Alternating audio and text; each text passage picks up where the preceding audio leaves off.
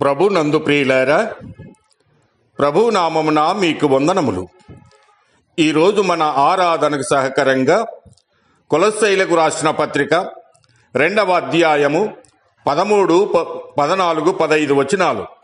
మరియు అపరాధముల వలనను శరీరమందు సున్నతి పొందక ఉండుట వలనను మీరు మృతులై ఉండగా దేవుడు వ్రాత రూపకమైన ఆజ్ఞల వలన మన మీద రుణముగాను మనకు విరోధముగాను ఉండిన పత్రమును మేకులతో శిలవకు కొట్టి దాని మీది చేవ్రాతను తుడిచివేసి మనకు అడ్డము లేకుండా దానిని ఎత్తివేసి మన అపరాధములన్నిటినీ క్షమించి ఆయనతో కూడా మిమ్మును జీవింపజేసెను.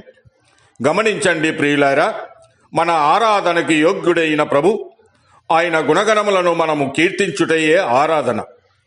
ఇక్కడ మనము గమనించినట్లయితే మన మీద రుణముగాను మనకు విరోధముగాను ఉండినటువంటి పత్రమును ఆయన మేకులతో కొట్టివేశాడు. అనగా మనము రుణస్థులము, ఆయన రుణములను తీర్చిన రుణదాతగా ఉన్నాడు. ఆయన ఎవరు అంటే ఆయన సర్వ సృష్టికర్త, సమస్తమును కలగజేసినవాడు కనుక సమస్తమును ఆయనదే. ఆయన లేకుండా ఏమీ కలగలేదు. అంతేకాక ఆయన ధనవంతుడైన దేవుడుగా కనబడుతూ ఉన్నాడు.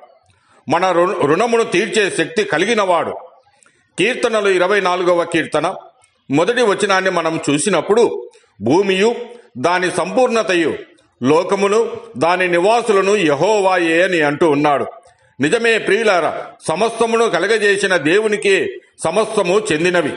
అందుకొరకే హగ్గయి గ్రంథము 2వ అధ్యాయము 8వ వచనాన్ని చూసినప్పుడు వెండి నాది, బంగారము నాది, ఇదే సైన్యములకు అధిపతియగు యెహోవా వాక్ అని సెలవిస్తూ ఉన్నాడు. కనుక ప్రియమైన సహోదరి సహోదరుడా, ఆయన ఎవరికి రుణస్థుడు కాదు.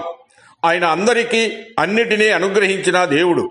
అపోస్తుల కార్యములు 17వ అధ్యాయము 25వ వచనము ప్రకారము ఆయన అందరికీ జీవమును ఊపిరిని సమస్తమును దయచేయువాడు ఆయనే అని తెలియజేస్తూ ఉన్నాడు.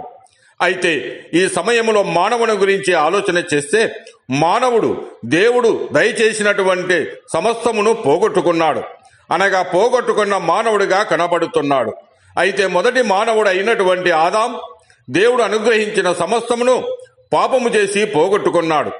ఆదాము మాత్రమే కాదు, నేడు సర్వ మానవాళి పోగొట్టుకున్నారు. కనుక మానవుడు పాపమునకు రుణస్థుడుగా ఉన్నాడు. అనగా తన్ను తాను మానవుడు పాపమునకు అమ్మి వేసుకున్నాడు.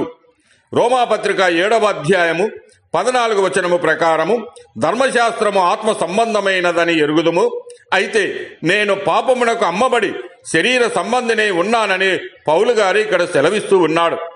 యోహాను సువార్త 8వ అధ్యాయము 34వ వచనములో ప్రభు అంటూ ఉన్నాడు, పాపము చేయు ప్రతివాడును పాపమునకు దాసుడని మీతో నిశ్చయముగా చెప్పుచూ ఉన్నానని.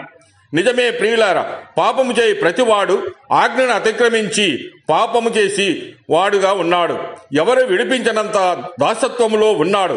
అది ఎప్పటికీ అలాగూ ఉండవలసినది. అయితే ప్రియమైన సహోదరి సహోదరుడా, తాను చేసినటువంటి పాపముల చొప్పున మానవుడు నరకమునకు శిక్షగా అనుభవించవలసి ఉన్నది. అయితే ఈ రుణపత్రము నుండి మనల్ని విడిపించడానికి ప్రభు అయిన యేసు క్రీస్తు పరలోకము నుంచి శరీరధారిగా ఆయన ఈ లోకమునకు వచ్చాడు. కొరింథీయులకు రాసినటువంటి పత్రిక 2వ పత్రిక 8వ అధ్యాయము 9వ వచనాన్ని చూస్తే మీరు మన ప్రభు అయిన యేసు క్రీస్తు కృపని ఎరుగుదురు కదా, ఆయన ధనవంతుడై ఉండియు మీరు తన దారిద్ర్యము వలన ధనవంతులు కావాలనని మీ నిమిత్తమే దరిద్రుడాయనని సెలవిస్తూ ఉన్నాడు. అనగా ప్రభు అయిన యేసు క్రీస్తు శిలువలో మానవునికి కలిగినటువంటి ఆ గొప్ప భాగ్యం ఏది అంటే ఆయన యొక్క మరణమే.